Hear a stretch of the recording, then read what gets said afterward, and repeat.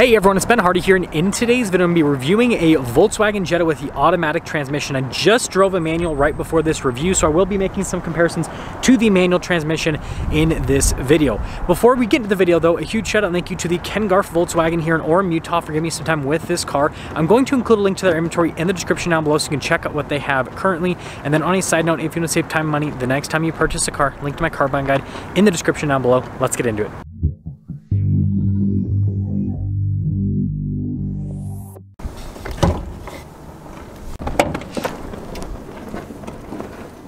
Powering the Jetta is a turbocharged 1.5 liter 4-cylinder that goes through an 8-speed automatic transmission in this case. Fuel economy is 29 around town and then 40 on the highway, with power outputs being 158 horsepower and then 184 pound-feet of torque. Now before we go over the front end, I do want to mention, if you want to see more videos just like this, then I recommend you subscribe because I post content every single day. So starting with the hood, thank goodness the clouds are covering up the sun right now because you can see all of the lines on it. It looks so cool. Now coming down below, you guys can see the LED headlights, and then I like this little light off to the side that the Sport has. It's pretty cool.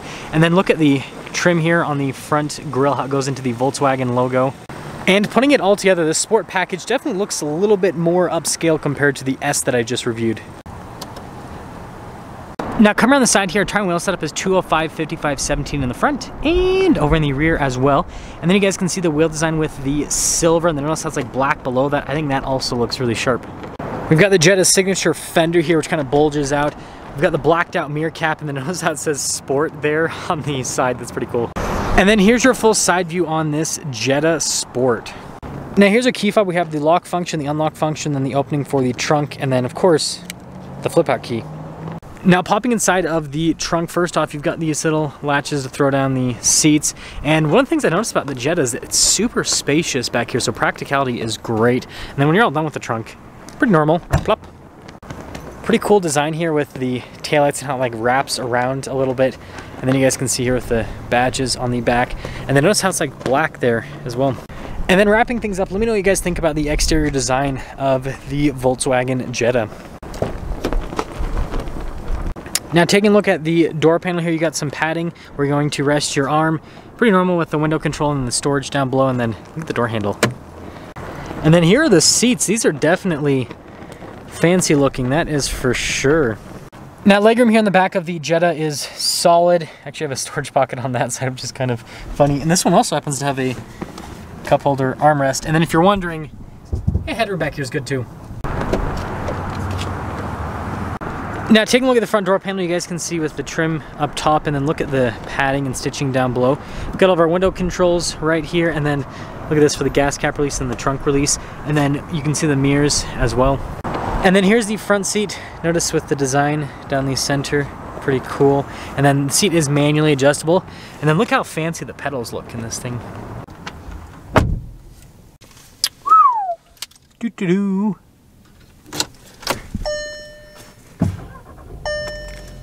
Forgot to put my foot on the brake. Now taking a look at the steering wheel, we've got some nice trim all around. You can see darker stitching there on the center portion. And then we got controls for the center stack. We got our volume controls, cruise control on top of that. Looks like this one's got adaptive cruise control, it's pretty nice. And you can see the stocks here on the back.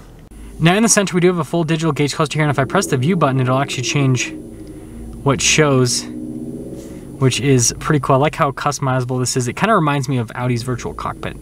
Now in reverse, we do have a backup camera here, and resolution on it's pretty solid. Now as for the rest of the infotainment system, we've got some shortcut buttons on either side, and like look, analog control for the volume, which I really appreciate because I hate having to do volume controls through like the touchscreen. Some cars make you do that nowadays. But anyways, response time with the screen itself is actually really solid, and it's pretty intuitive with the overall use. Now up top, the dash here is soft touch. You got some stitching that goes across, and then look at the trim down below, just like on the door panel there off to the side, as you can see. We've got our single zone climate system here, and then we got some USB action. Got a little 12-volt shifter for that 8-speed automatic transmission. Got your parking brake here. This one has auto stop start. If you can turn it off, you can. You got your eco mode, some cup holders, and then center console. It gets lighter inside. Got some nice padding on top of it, by the way. And then, yeah, it's a big glove box.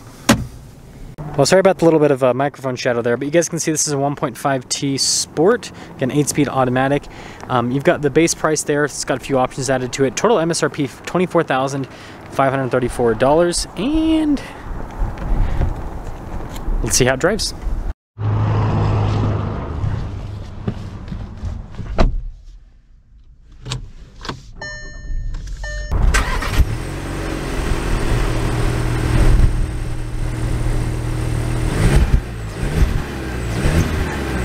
Let's talk about visibility here in the Jetta. You can see visibility of the hood, both of the mirrors, and throughout the rest of the rear.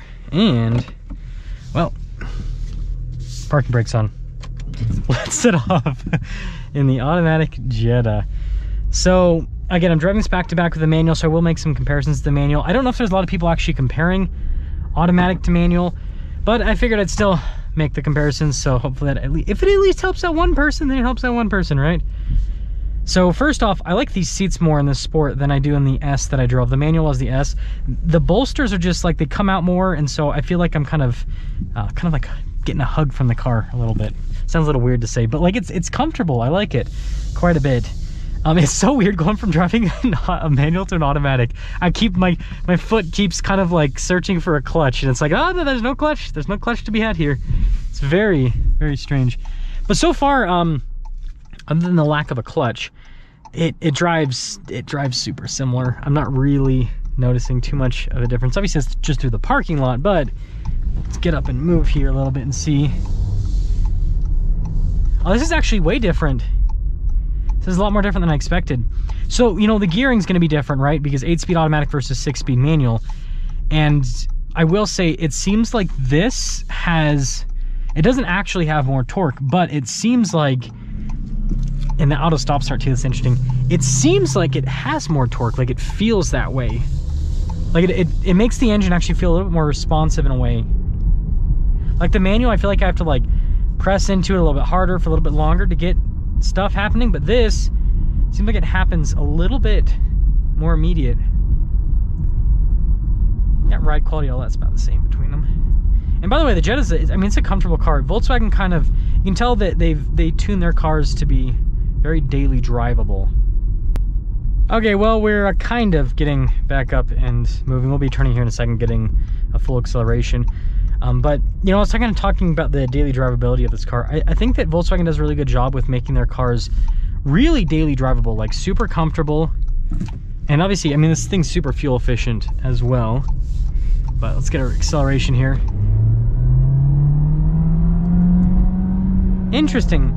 So under full throttle, the manual feels, I mean, it's a manual though, so maybe that's why it feels better. It's kind of like, so it's weird. Yeah, so it's like the partial throttle, I like this transmission more, but like full throttle, I'd rather have the manual one. So it's kind of interesting back and forth. But setting things up, I think the Jetta, I mean, it's a great car. It's super affordable. You know, Volkswagen's one of the few manufacturers that's still building, GT500 by the way, that's still building affordable cars. Like a lot of other automakers just like, they've given up on building affordable cars. They only want to build the super expensive stuff. And so, you know, as like an overall package, it's great fuel economy, it's comfortable, it's, you know, got good power.